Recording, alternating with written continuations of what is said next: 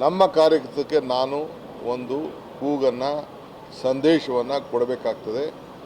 ನೀವು ಹೋಗಿ ನಿಮ್ಮಿಂದ ಬೆಲೆ ಏರಿಕೆ ಆಗಿದ್ದು ಇದಕ್ಕೆ ಫಸ್ಟ್ ಉತ್ತರ ಕೊಡಿ.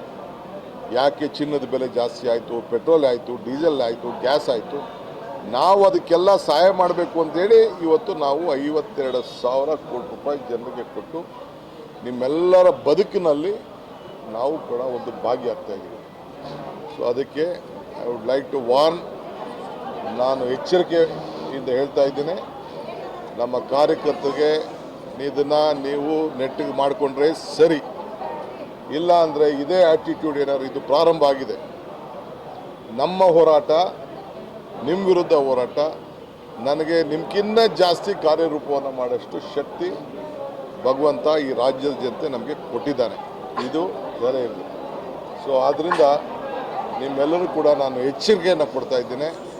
ನಿಮ್ಮ ಪಕ್ಷ ಕಾರ್ಯಕರ್ತರಿಗೆ ನೀವೇ ಸರಿ ಮಾಡಿಕೊಂಡು ಬುದ್ಧಿವಾದ ಹೇಳ್ಕೊಂಡು ಸರಿ ಮಾಡಿಕೊಂಡು ಸರಿ, ಇಲ್ಲ ಅಂದರೆ ನಾನು ಎಲ್ಲೂ ಕೂಡ ನಿಮ್ಮ ಕಾರ್ಯಕ್ರಮಗಳನ್ನು ಮಾಡಲಿಕ್ಕೆ ನಾನು ಬಿಡೋದಿಲ್ಲ.